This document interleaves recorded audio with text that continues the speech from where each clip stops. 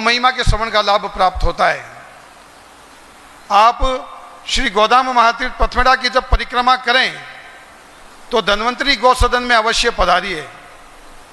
प्रतिदिन दर्जनों गौ माताएं आसपास के 100-150 किलोमीटर क्षेत्र में जो दुर्घटनाग्रस्त हो जाती है, गौभक्त कार्यकर्ता यहाँ तक लेकर के आते हैं। कोई गौ माता ऐसी है जिसके पांव टूट गए हैं, कोई गौ माता ऐसी है जिसका सींग टूट गया है, कोई गौ माता ऐसी है जिसका टक्कर लगने से पूरा शरीर छिल गया है, कोई बिल्कुल सीरियस है, किसी के सींग में कैंसर है, किसी की पूरी बच्चेदानी बाहर आ चुकी है। ऐसी विकट स्थितियों में प्रतिदिन दर्जनों गौवंश यहाँ पर पहुँच रहा है। और धन्वंतरी गौ सेवा विभाग में अलग अलग विभाग हैं, वहाँ पर उनकी रोग के अनुरूप चिकित्सा की व्यवस्था है। पूर्णकालिक ब्रह्मचारी, योग्य प्रशिक्षित कुशल चिकित्सक और सेवाभावी ग्वाल बाल 24 घंटे उनकी सेवा में संलग्न है। प्रतिदिन किस गौमाता को उसके स्वास्थ्य के अनुरूप क्या आहार में दिया जाए, उसकी भी वहाँ पर अलग अलग पृथक पृथक व्यवस्था रहती है। ऐसी गौमाता जो सूखा चारा नहीं प्रसाद में पा सकती, उसके लिए हरे चारे की व्यवस्था। जो गौमाता सूखा हरा दोनों चारा प्रसाद में नहीं पा सकती, उसके लिए पौष्टिक आहार की व्यवस्था, उनके लिए लापसी की व्यवस्था। और जो कुछ भी नहीं पा सकती, ऐसी कमज़ोर कृषकाई गौमाताओं के लिए प्रतिदिन प्रातःकाल और सायंकाल बाजरे की रोटी की व्यवस्था वहाँ पर रहती है। ऐसी गौमाताएं जो आहार नहीं ले पाती, उनको दिन में 5-5, 6-6, 7-7 बार ग्लूकोज के माध्यम से उनके शरीर में पोषण करने का प्रयत्न किया जाता है। 24 घंटे सेवारत ग्वाल बाल उन गौमाताओं को जिनकी रीढ़ की हड्डी टूट चुकी है, जो दुर्घटना में ज़्यादा घायल हो चुकी है, जिनके पांव टूट चुके हैं, उनको अपने स्थान पर प्रतिदिन 3-3, 4-4 घंटे में उनको स्थान परिवर्तित करवाते हैं, उनको पलटी दिलवाते हैं, ताकि हम लोग जिसको बेड सॉइल कहते हैं, जो बीमार व्यक्ति के हो जाता है, वो बेड सॉइल उन गौमाताओं को नहीं हो जाए। ऐसी गौमाताएं जिनके पाँव में कुछ ताकत कम है, उनको खड़े करने के लिए वहाँ पर ऐसे मशीनरी है जिसमें गौमाता को खड़ा किया जाता है, उसके पाँव पर आयोडेक्स की मालिश की जाती है ताकि उसके पाँव पुनः चलने के लायक हो जाए। इस प्रकार सेवा का हर वह तरीका जिसके माध्यम से उस गंभीर दुर्घटनाग्रस्त और बीमार गौमाता को कुछ अनुकूलता मिले, प्रसन्नता मिले, वह सभी प्रयत्न वहाँ पर किए जाते हैं। पूज्य पथमेड़ा वाले महाराज जी जब यहाँ पर होते हैं तो प्रतिदिन स्वयं धन्वंतरी में जाकर के वहाँ की गौमाताओं की व्यवस्था को स्वयं देखते हैं और उसमें जो जो सुधार संभव है उन सभी को करवाते हैं। उन सभी गौमाताओं के लिए जो धन्वंतरी विभाग में रहती है, वहाँ पर प्रतिदिन पौष्टिक आहार तैयार किया जाता है। गेहूँ, सोआ, जौ, इन प्रकार के तेल, गुड़, अजवाइन, इन सबको मिला करके सुंदर लापसी बनाई जाती है और वह लापसी उन बीमार गौमाता को परोसी जाती है। इस प्रकार ऐसा गौवंश जो सड़क पर दुर्घटनाग्रस्त हो गया है अथवा गंभीर रूप से बीमार हो गया है, जिसके बचने की आशा उसके मालिक ने अथवा आसपास घूमने वाले गौभक्तों ने छोड़ दी है, उस गौवंश को यहाँ पर ला करके बिल्कुल पूज्य माता पिता के भाव के अनुरूप उनकी सेवा की जाती है। और मुझे यह कहने में अत्यंत हर्ष होता है, आज गोधाम पथमेड़ा में जो प्रकल्प चल रहे हैं उनमें हजारों ऐसा गौवंश है जो गंभीर दुर्घटनाग्रस्त था और आज स्वस्थ जीवन को जी रहा है। एक एक गौमाता के प्राणों की रक्षा के लिए व्यवस्थित रूप से उसका चिंतन किया जाता है और उसके प्राण रक्षा के जो जो प्रयत्न संभव है वह सभी प्रयत्न धन्वंतरी विभाग में किए जाते हैं। ऐसा नहीं है कि धन्वंतरी विभाग मात्र गोधाम महातीर्थ पथमेड़ा आनंदवन परिसर में है, अपितु श्री गोधाम महातीर्थ पथमेड़ा द्वारा संचालित समस्त प्रकल्पों में जहाँ पर गौवंश विद्यमान है, सभी जगह पर चिकित्सा की सुंदर व्यवस्था उपलब्ध है। श्री गोधाम महातीर्थ पथमेड़ा द्वारा प्रमुख प्रकल्प के रूप में श्री महावीर हनुमान नंदीशाला गोलासन का सुंदर संचालन सन 2000 से किया जा रहा है। वहाँ पर वर्तमान में 15,000 से अधिक वेद लक्षणा नर गोवंश आश्रय को प्राप्त कर रहा है। ऐसा गोवंश जो क्रूर कसाईयों के हाथों कत्ल खाने जाने के लिए गाड़ियों के माध्यम से ले जाया जा रहा हो, उसको जब गोभक्तों के द्वारा पुलिस प्रशासन के द्वारा रुकवाया जाता है तो वह गोवंश जो पथमेड़ा गोदाम को प्राप्त होता है, वह समस्त नर गोवंश श्री महावीर हनुमान नंदीशाला गोलासन में उसकी व्यवस्था है, उसको वहाँ आश्रय और आहार की आपूर्ति की जाती है। श्री महावीर हनुमान नंदीशाला गोलासन में 90 से अधिक गोष्ठ हैं, जिनके माध्यम से वह 15,000 से अधिक नर गोवंश आश्रय को प्राप्त कर रहा है। आप जो भी सज्जन श्री गोदाम महातीर्थ पथमेड़ा आनंदवन परिसर पधार चुके हैं और जिन्होंने श्री महावीर हनुमान नंदीशाला गोलासन के दर्शन नहीं किए हैं, उन सभी से आग्रह, आप जब भी श्री गोदाम महातीर्थ पथमेड़ा पधारें तो श्री महावीर हनुमान नंदीशाला गोलासन में अवश्य पधारें। ऐसा माना जाता है कि जिस गांव में 3-4 नर गोवंश भी होता है, उस गांव में लोगों के रहने में बड़ी दिक्कत होती है। आप जब नंदीशाला पधारेंगे देखेंगे एक एक गोष्ठ में 100-100, 150-150, 200-200, 250 नर गोवंश है और वो बड़े प्रेम के साथ में वहाँ अपना जीवन यापन कर रहा है। श्री गोदाम महातीर्थ पथमेड़ा द्वारा संचालित गौसदनों में गौ माताओं के लिए घास चारे की आपूर्ति की नियमित व्यवस्था कुशल ग्वालों के द्वारा की जाती है। जो चारे के थान हैं जिनमें चारा परोसा जाता है, उनको प्रतिदिन प्रातःकाल उन ठाणों की सफाई की जाती है और फिर उसमें चारा परोसा जाता है। हमारे बीच में परम गौ उपासक जगत गुरु द्वाराचार्य मलुक पीठाधीश्वर डॉक्टर स्वामी श्री राजेंद्र दास देवाचार्य जी महाराज कामधेनु मंच पर पधार चुके हैं। जोरदार करतल ध्वनि के साथ में जयकारे के साथ में अभिनंदन करें। बोले गौ माता की, श्री गोदाम महातीर्थ पथमेड़ा की, श्री गोदाम महातीर्थ पथमेड़ा रजत जयंती समारोह की, श्री शिव पुराण महाकथा की, श्री व्यास जी महाराज की, अखिल गोवंश की। श्री गौ माता की जय। आज हम सब गोभक्त परम सौभाग्यशाली हैं कि श्री गोधाम महातीर्थ पथमेड़ा जो गो सेवा की गोभक्ति की क्रांति का चेतना केंद्र है, उसकी स्थापना के 25वें वर्ष के शुभ अवसर पर परम श्रद्धेय गौरीसी स्वामी श्री दत्त शरणानंद जी महाराज, जगत गुरु द्वाराचार्य श्री मलुक पीठाधीश्वर जी महाराज के पावन सानिध्य में उनके निर्देशानुसार संपूर्ण गोभक्त परिवार मिलकर के श्री गोधाम महातीर्थ पथमेड़ा रजत जयंती का दिव्य आयोजन विगत 7 महीनों से श्री गोधाम महातीर्थ पथमेड़ा के इसी आनंदवन परिसर में आयोजित कर रहे हैं।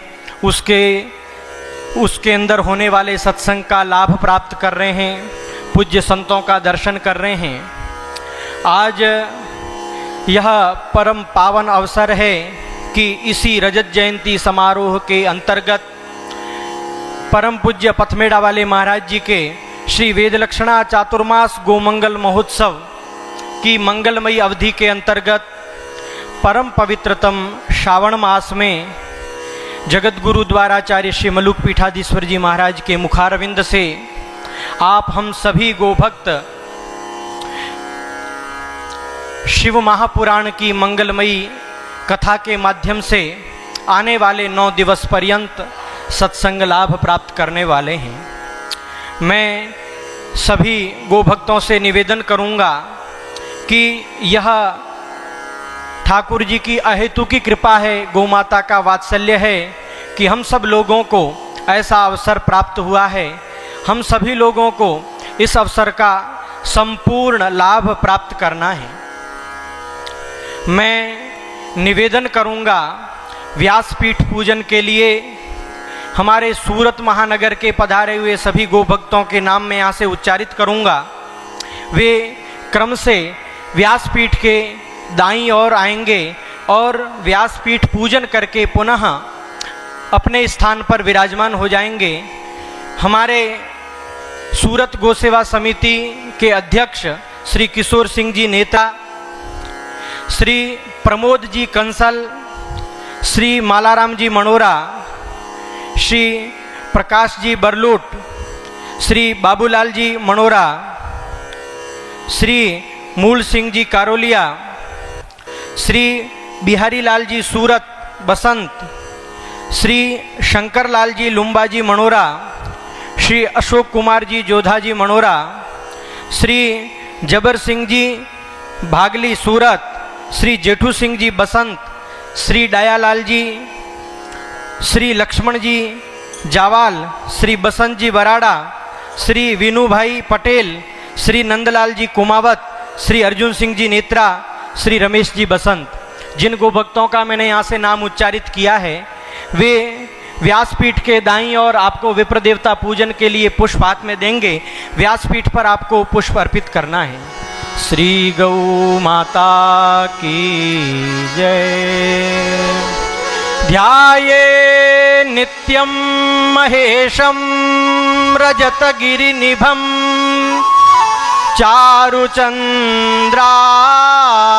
चारुचन्द्रावतंसम्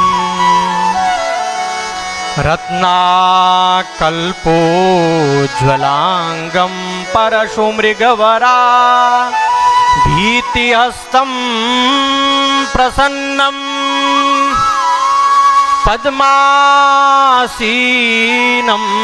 समन्तात् स्तुतुममरगणैर्व्याघ्रकृतिं वसानं विश्वाद्यं विश्ववन्द्यं निखिलभयहरं पंचवक्त्रं त्रिनेत्रम् वंदे देव उमापतिं शुरगुरुं वंदे जगत्कारणं वंदे पन्नगभूषणं मृगधरं वंदे पशूनां पतिं वंदे सूर्यशशाङ्कवह्निनयनं वंदे मुकुन्दप्रियं वंदे भक्तजनाश्रयं च वरदं वंदे शिवं शङ्करम् व्यासाय विष्णुरूपाय व्यासरूपाय विष्णवे नमो वै ब्रह्मनिधये वासिष्ठाय नमो नमः। श्री गौ माता की जय। श्री वेदव्यास भगवान की जय। श्री शिव महापुराण की जय। सभी गोभक्तों की ओर से व्यासपीठ के श्री चरणों में साष्टांग दंडवत प्रणाम पूर्वक निवेदन है कि हम सभी गोभक्तों को इस व्यासपीठ के माध्यम से शिव पुराण की मंगलमयी कथा के क्रम में आज प्रथम दिवस के क्रम में शिव महापुराण की मंगलमयी कथा सरिता में हम सभी गोभक्तों को अवगाहन कराने के लिए पूज्य महाराज जी के श्री चरणों में निवेदन। ओम नमः परमहंसास्वादित चरणकमल चिन्मकरन्दाय भक्तजनमानस निवासाय श्रीरामचन्द्राय वागीशायस्य वदने लक्ष्मीर्यस्य च वक्षसि यस्यास्ते हृदये संवित् तं नृसिंहमहं भजे।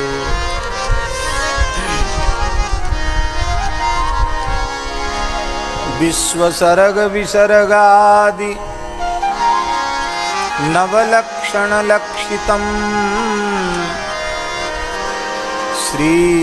श्रीकृष्णाख्यं परं धाम जगद्धाम नमामि तत्।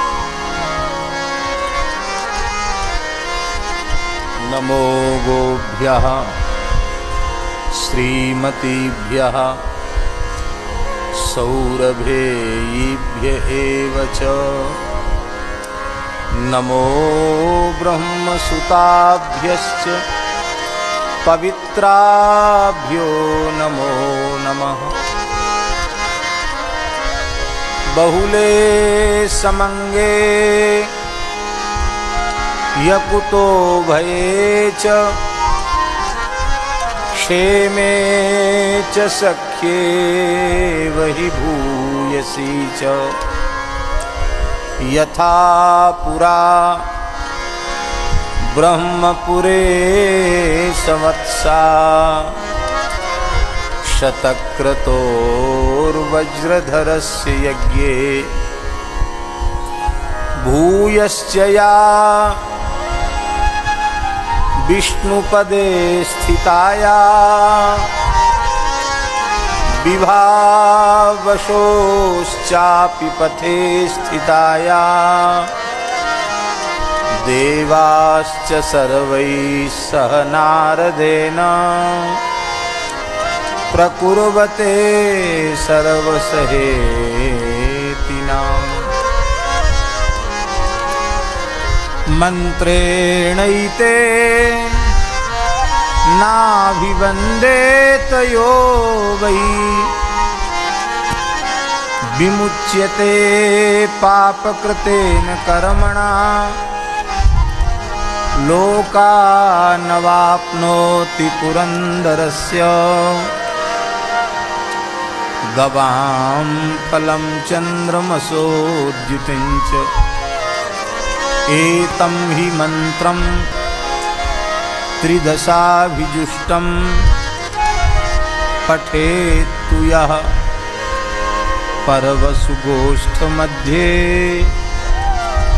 न तस्य पापं न भयं न शोकं सहस्रनेत्रस्य च याति लोकम्। स्वयंभूर्नारदः शम्भुः कुमारः कपिलो मनुः प्रह्लादो जनको भीष्मो बलिर्वैयासकिर्वयम् द्वादशैते बीजानीमो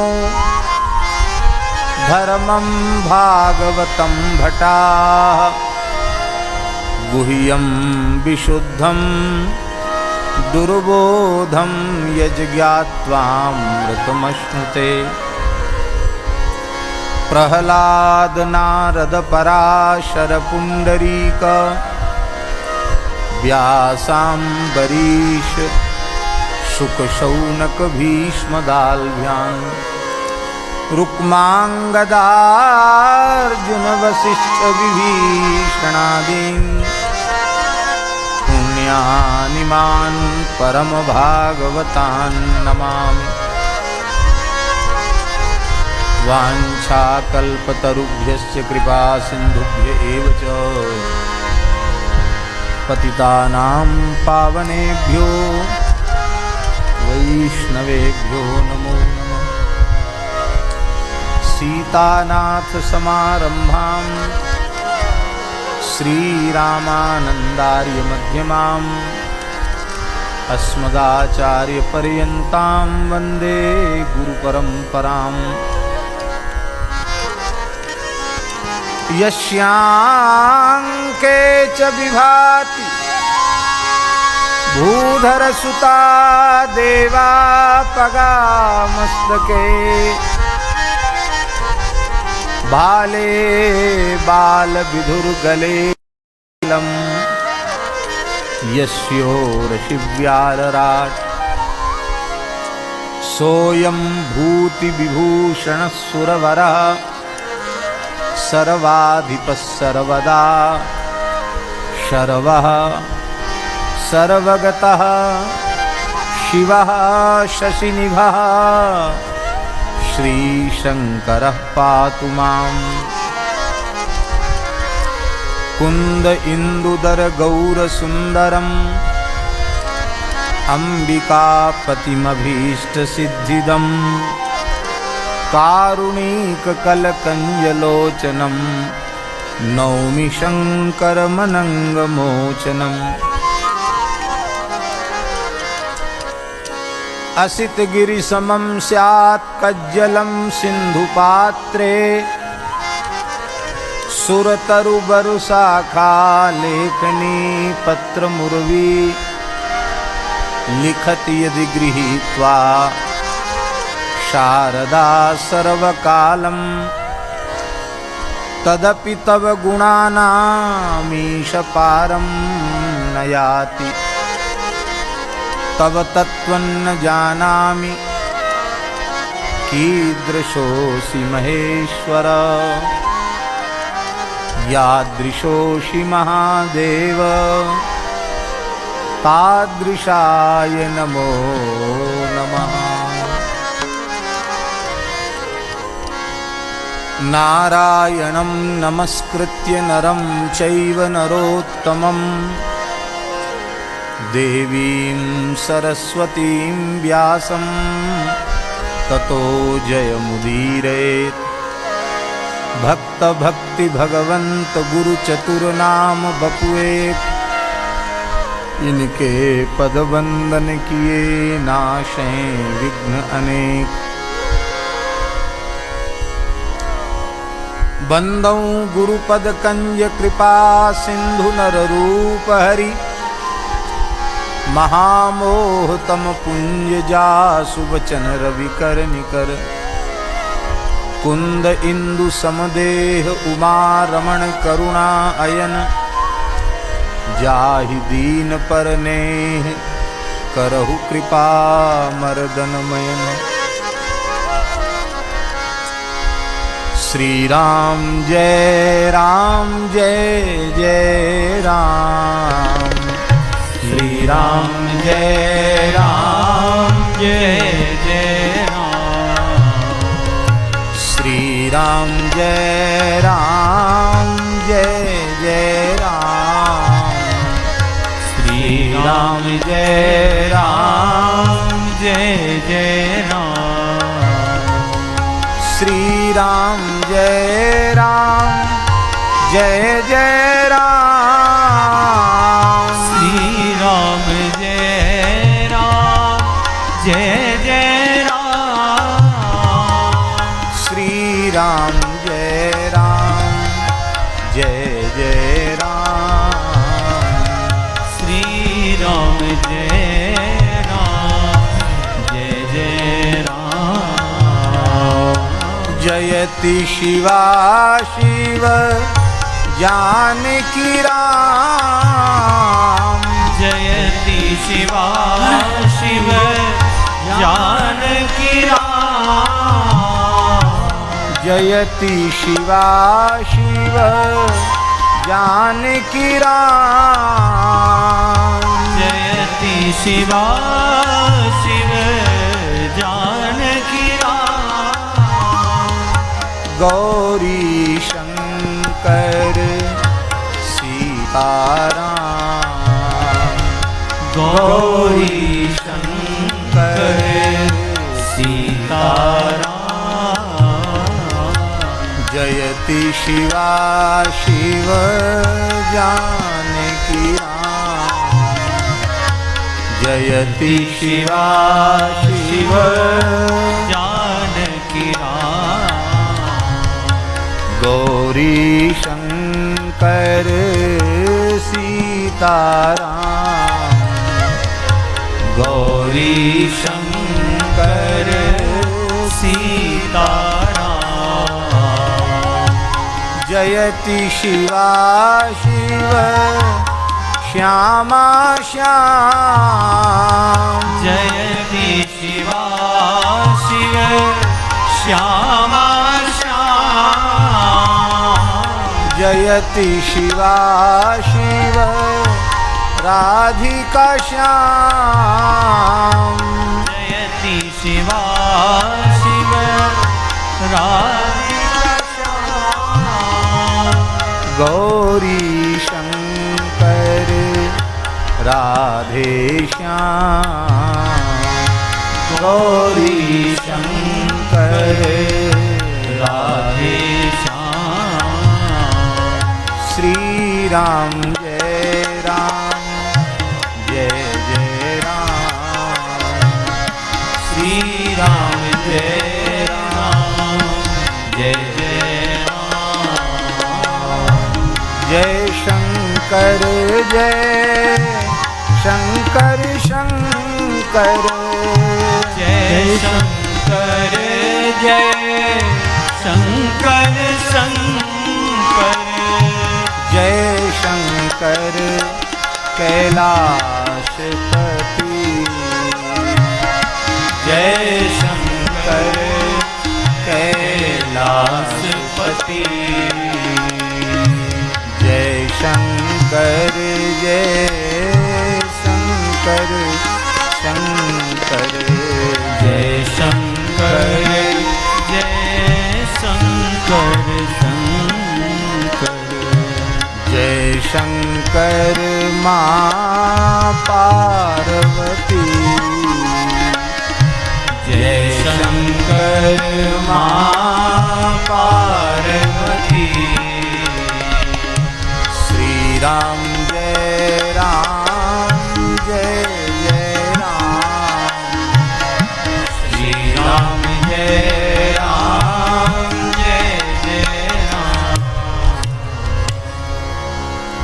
श्री गौरी शंकर भगवान की जय। श्री दत्तात्रेय भगवान की जय। श्री पंढरीनाथ भगवान की जय।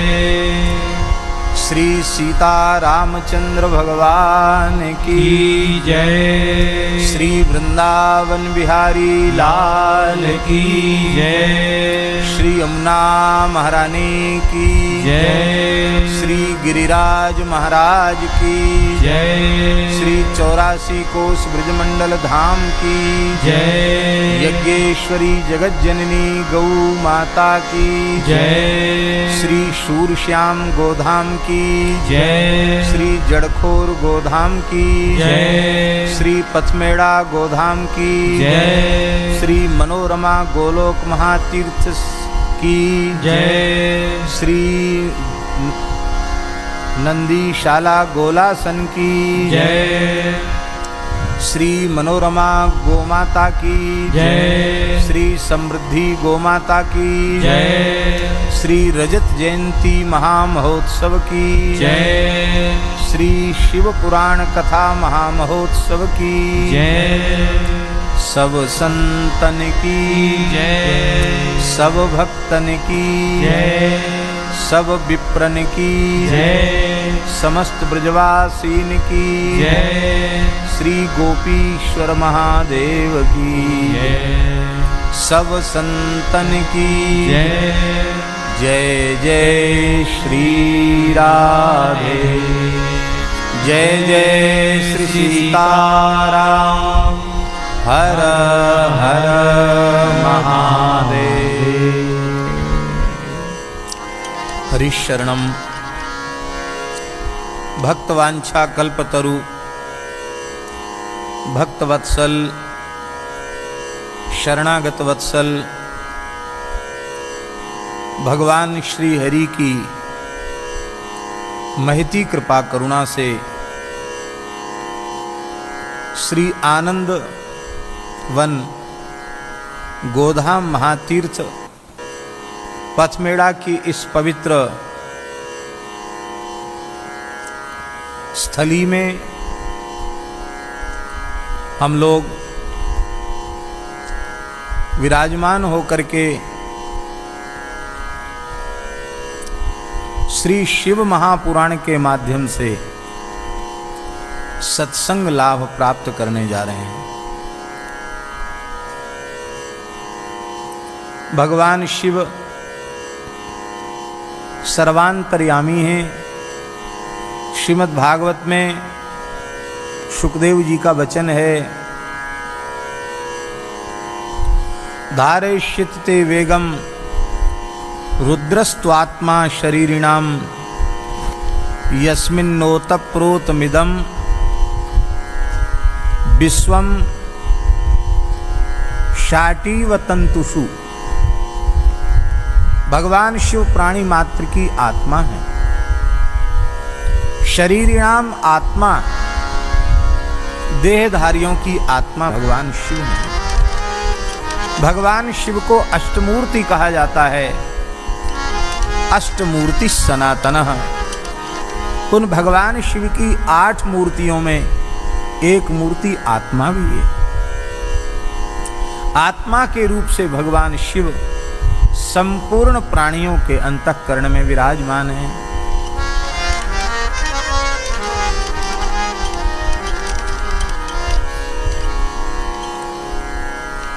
किन्हीं के मन में ये भाव आवे कि हमने तो सुना है कि सबकी आत्मा भगवान श्री हरि हैं, श्री रामकृष्ण हैं, और आप कहते हैं कि सबकी आत्मा शिव है। तो 2 तरह की बात हो गई। अब सबकी आत्मा शिवजी हैं कि सबकी आत्मा राम जी हैं, भगवान कृष्ण हैं अथवा भगवान नारायण हैं, क्या समझा जाए? बहुत ध्यान देकर सुने। ब्रज गोपियां श्री कृष्ण को सभी प्राणियों की आत्मा कह रही है। पूरा श्लोक उच्चारण करने का प्रयोजन नहीं, केवल उतना ही अंश।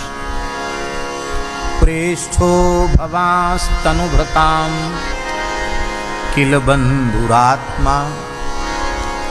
तनुभृतां भवान प्रेष्ठः। हे श्याम सुंदर, आप प्रत्येक शरीरधारियों के प्राण प्रियतम हैं। क्यों? क्योंकि आप सबके आत्मा हैं। प्रेष्ठो भवांस्तनुभृतां किल बंधुरात्मा। आप सबके प्राण प्रिय बंधु हैं क्योंकि आप सबके आत्मा हैं।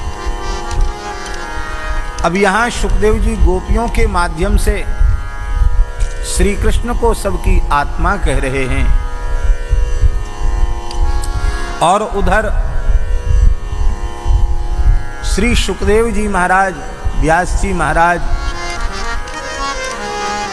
राजर्षि भगीरथ जी के माध्यम से प्राणी मात्र की आत्मा भगवान शिव को कह रहे हैं। भागवत के उद्धरण, भागवत का उद्धरण इसलिए दिया क्योंकि भागवत वैष्णव धर्म में प्रमाणभूत ग्रंथ है। श्रीमद् भागवतम पुराण ममलम यद वैष्णवानां धनम। शास्त्र की एक बात हम माने, दूसरी बात न माने, ये ठीक नहीं।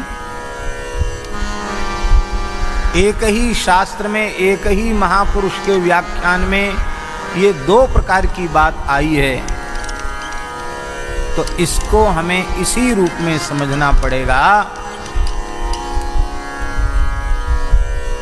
कि शिव में और श्री हरि में भेद नहीं है। स्वामी जी इस प्रकार के एक वचन नहीं, सैकड़ों वचन वेद में, इतिहास में, पुराण में, स्मृतियों में, धर्मशास्त्रों में, संतों की वाणियों में ऐसे असंख्य वचन हैं जिनमें ये बात स्पष्ट होती है कि भगवान श्री हरि हर में भेद नहीं है।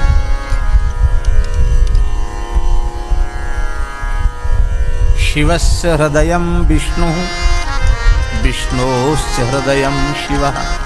शिव का हृदय विष्णु है, विष्णु का हृदय शिव है। भगवान शिव से बड़ा कोई वैष्णव नहीं है।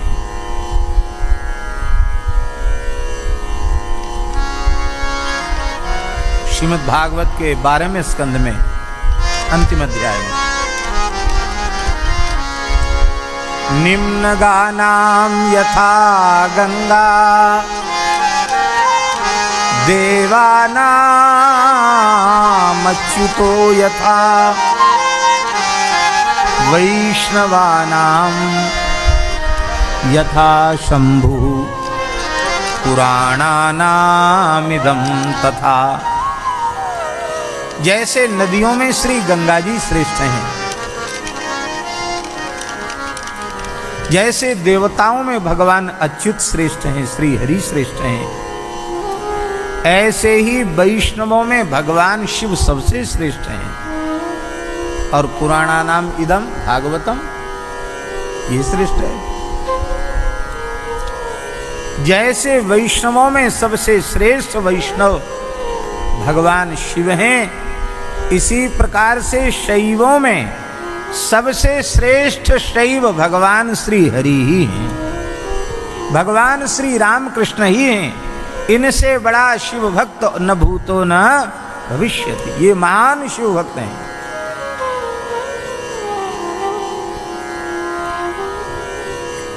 महान शिव भक्त हैं। भक्ति सुधा नामक ग्रंथ में पूज्यपाद धर्म सम्राट स्वामी श्री करपात्री जी महाराज ने एक बड़ा सुंदर भाव दिया है।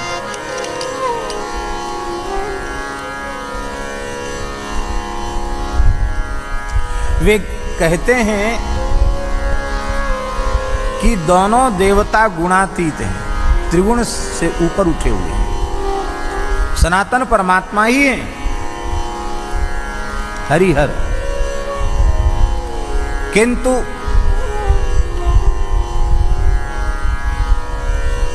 इस सृष्टि की व्यवस्था का संपादन करने के लिए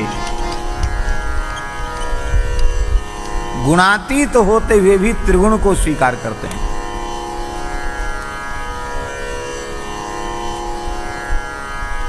शिव के रूप में तमोगुण को स्वीकार करते हैं, ब्रह्मा जी के रूप में रजोगुण को स्वीकार करते हैं, और श्री हरि के रूप में सतोगुण को स्वीकार करते हैं।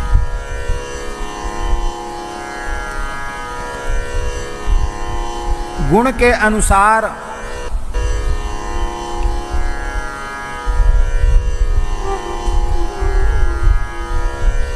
वर्ण का भी विचार किया गया है। याज्ञिक लोग यज्ञ वेदी में जो परिधि होती है 3, उनमें सत्व वाली परिधि को श्वेत रंग से रंजित करते हैं, रजोगुण वाली परिधि को रक्त वर्ण से रंजित करते हैं, और तमोगुण वाली परिधि को श्याम रंग से रंजित करते हैं।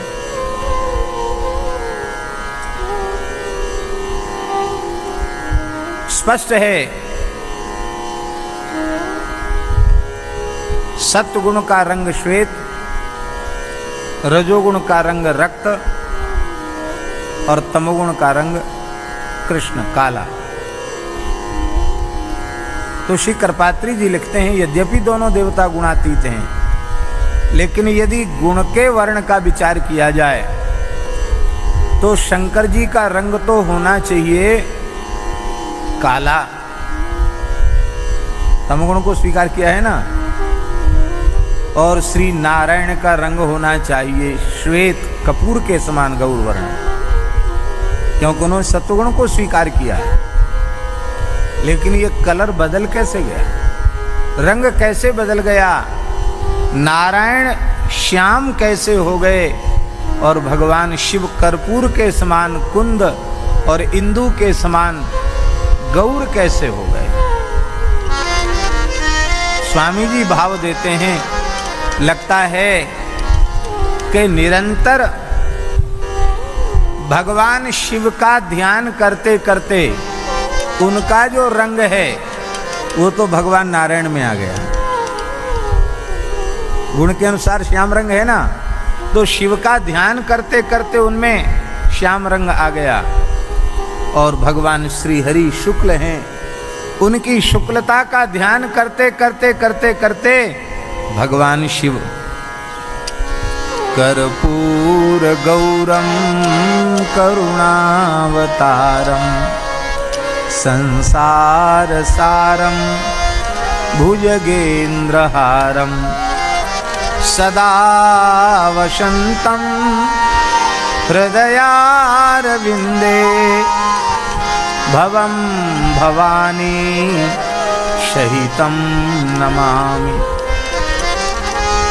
कुंद इंदु समदेह उमारमण करुणा अयन जाहि दीन पर नेह करहु कृपा मर्दन मयन।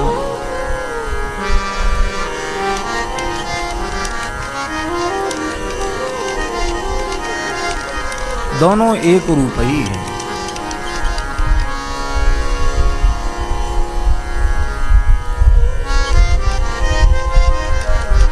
भगवान निरंतर शिव शिव जपते हैं और शिवजी निरंतर राम राम जपते हैं। आहा, ऐसा अद्भुत इनका स्वरूप है। हमारे पूज्य श्री नांदेड़ वाले स्वामी जी विराज रहे हैं।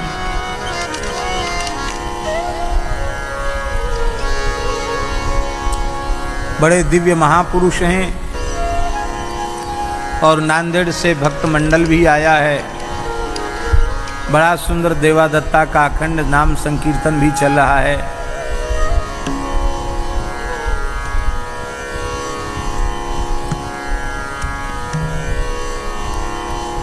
इसीलिए आपने ये समय चुना कि दास की उपस्थिति भी यहाँ रहेगी और भगवान शिव के गुणगान का सौभाग्य भी मिलेगा।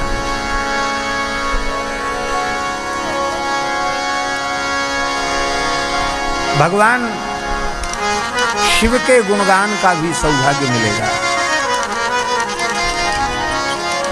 संतों का दर्शन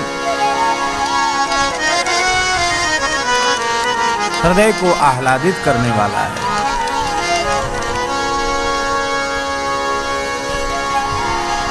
पूज्य श्री पथमेड़ा महाराज जी ने कहा कि शिव पुराण का वाचन देश में यत्र तत्र हो ही रहा है, लेकिन किसी वैष्णव परंपरा के साधु के द्वारा यदि भगवान शिव की दिव्य महिमा का गान शिव पुराण के अनुसार होगा तो कतिपय वैष्णवों के भीतर जो दुर्भाग्य से भेद बुद्धि बनी हुई है उसका भी नाश होगा। कतिपय शिव उपासकों में नारायण के प्रति भेद बुद्धि बनी हुई है उसका भी नाश होगा और बड़ा सुख मिलेगा।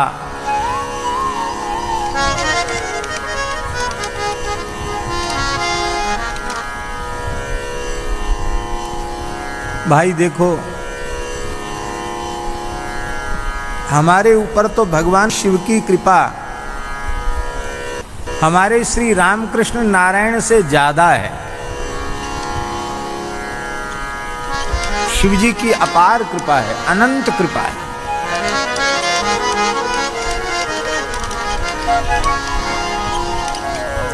पता नहीं क्या कोई जन्मांतरीय संस्कार ऐसा कि अत्यंत बाल्यकाल से स्वाभाविक सहज प्रीति भगवान शिव के चरणों में। कहीं सुनने गए हों, किसी ने प्रेरणा दी, ऐसा भी नहीं, स्वाभाविक।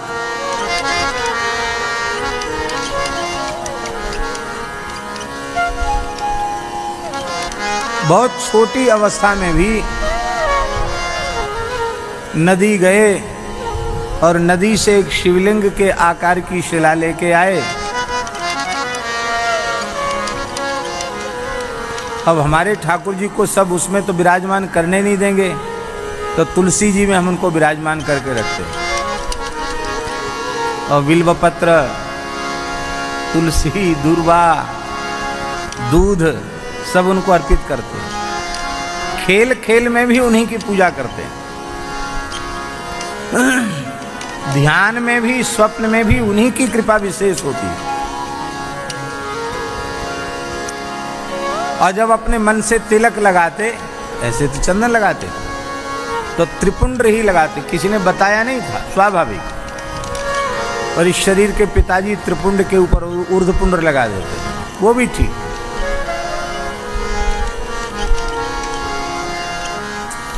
समय से यज्ञोपवीत संस्कार हुआ और यज्ञोपवीत संस्कार लगभग 7 वर्ष की आयु पूर्ण हो चुकी थी।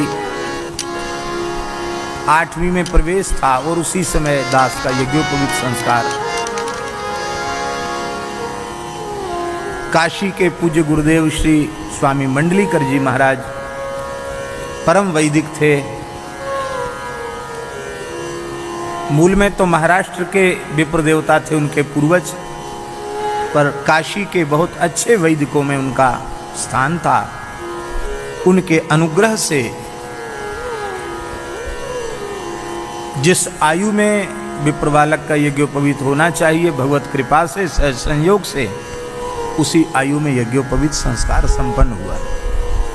और यज्ञोपवीत के बाद संध्योपासन और नित्य प्रति भस्म के त्रिपुंड धारण, क्यों गुरुजी ने जो गायत्री उपदेश के समय धारण करा दिया वही नित्य धारण करना। इसके बाद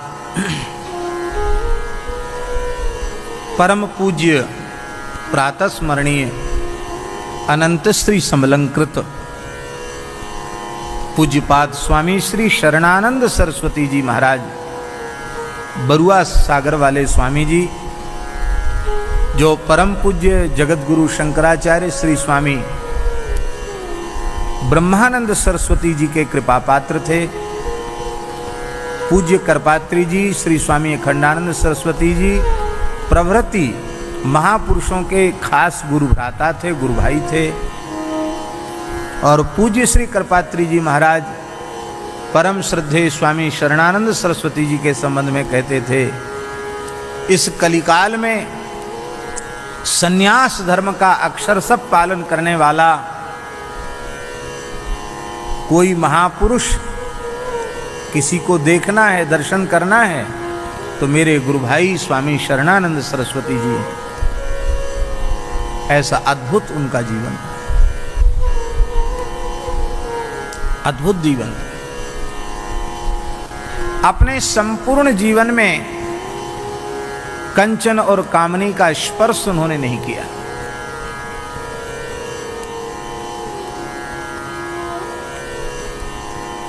चौबीस घंटे में एक बार दिन के चौथे प्रहर में अस्वाद भिक्षा लेते थे। उसमें भी बड़ा नियम था, किस ब्राह्मण के घर की भिक्षा हो,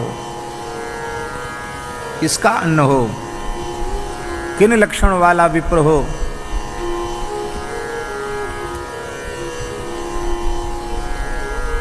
सन्यासी के लिए जो जो बातें शास्त्र में कही गई हैं उनका अक्षर सब पालन करने वाले। न अपने जीवन में कोई शिष्य बनाया, न अपने जीवन में 1 इंच भूमि ली, न फोटो खिंचाया, न चरण स्पर्श कराया। उनके जाने के बाद कुछ फोटो सामने आए जो उनके बिना जानकारी के लोगों ने खींच लिए गए थे। अद्भुत जीवन था। परम गौभक्त, परम ब्राह्मण्य, सनातन धर्म के प्रति अत्यंत सजग, सावधान, निष्ठावान महापुरुष और अनन्य भागवत। भगवान नाम श्रवण करते नेत्रों से श्रुधारा बहने लग जाती थी। श्री हरिहर की अवेद उपासना करने वाले ऐसे दिव्य महापुरुष, उनका चरणाश्रय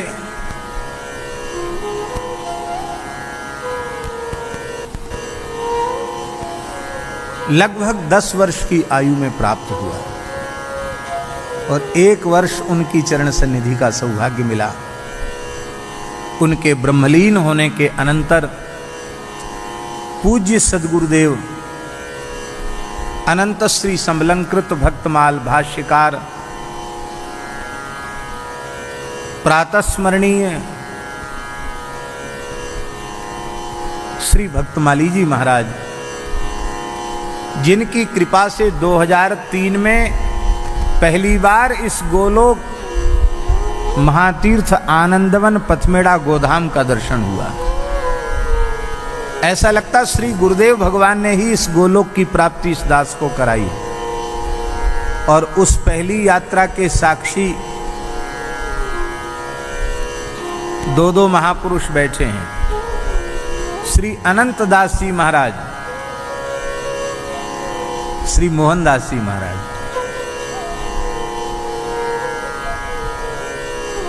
अनंत दास जी के कई नाम हैं। बहुत से लोग हंसमुख बाबा कहते हैं, बहुत से लोग फ्लाइंग स्वामी कहते हैं, कोई फ्लाइट बाबा कहते हैं, कोई त्यागी जी महाराज कहते हैं। इनके नाम अनेक अनूपा।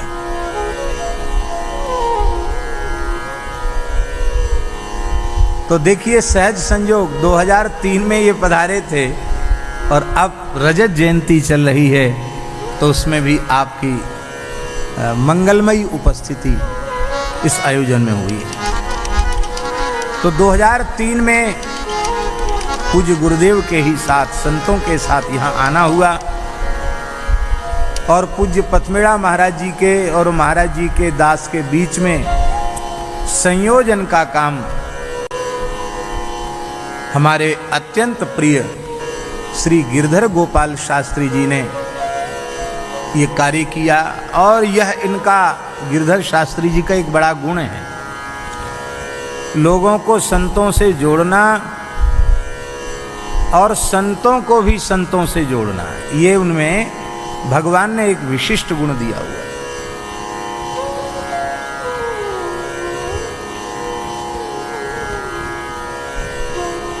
तो पूज्य गुरुदेव भक्तमाली जी का आश्रय प्राप्त हुआ। श्रीधाम वृंदावन में उनकी चरण सन्निधि प्राप्त हुई।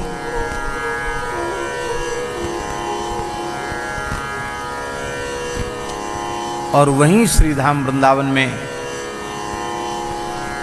परम तपस्वी योगीराज,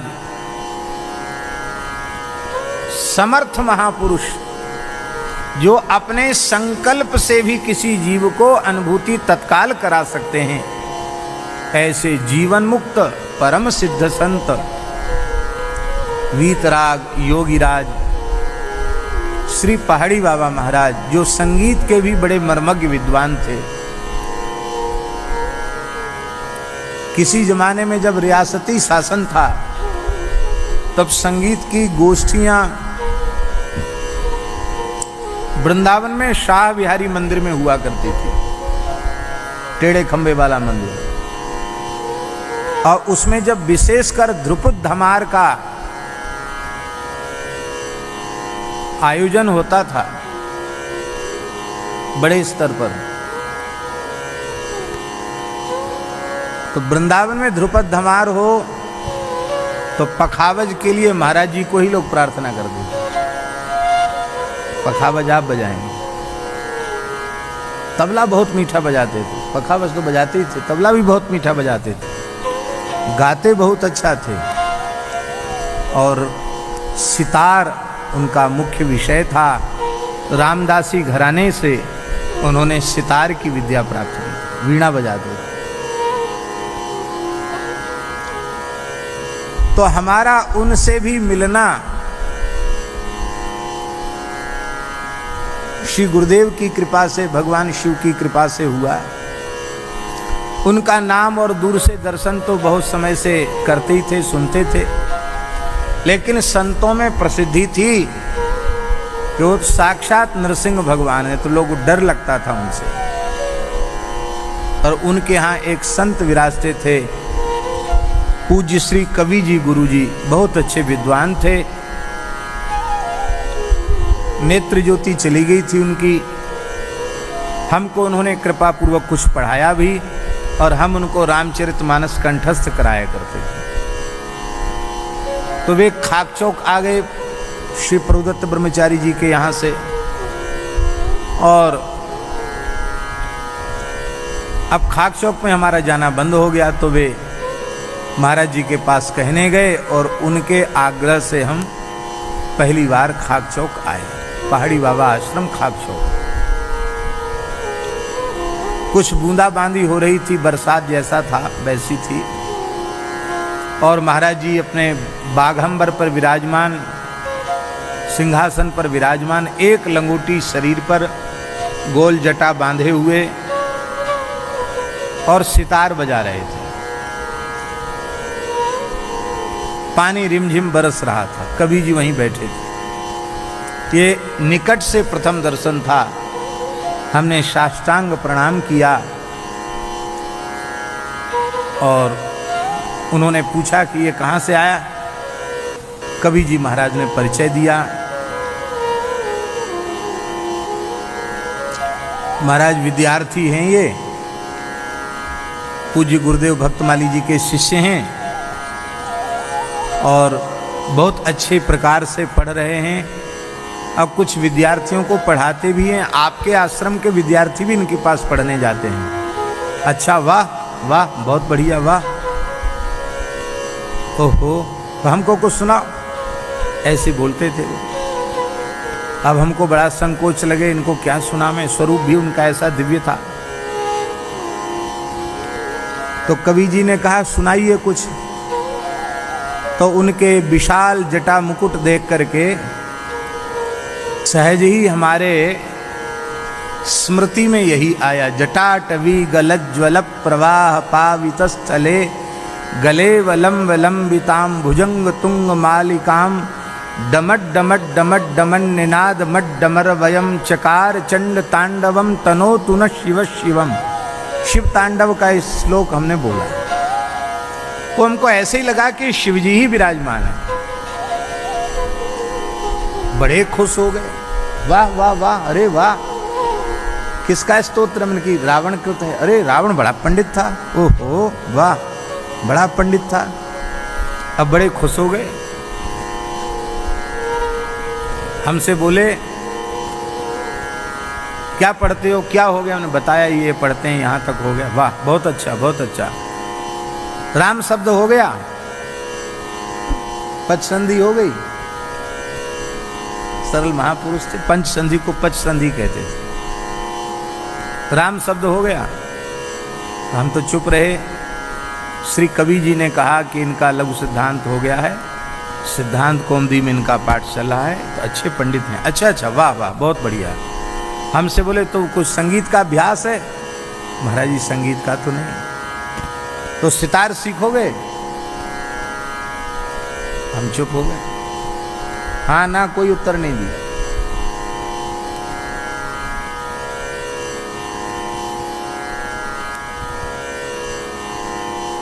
क्या बात है, मौन क्यों हो गए।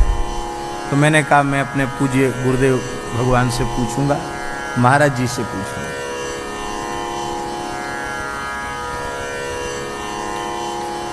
हमेशा अपने जीवन में अपनी इच्छा से कोई काम नहीं किया गया। हर बात के लिए पूज्य गुरुदेव भगवान से पूछेंगे। खुश हुए तो बोले ठीक है, पूछ लेना। रात्रि में हमने महाराज जी को कहा, महाराज जी ऐसे ऐसे उन्होंने कहा है, क्या आपकी आज्ञा है। महाराज जी बोले कोई महापुरुष अपनी ओर से कृपा करके कुछ देना चाहते हैं।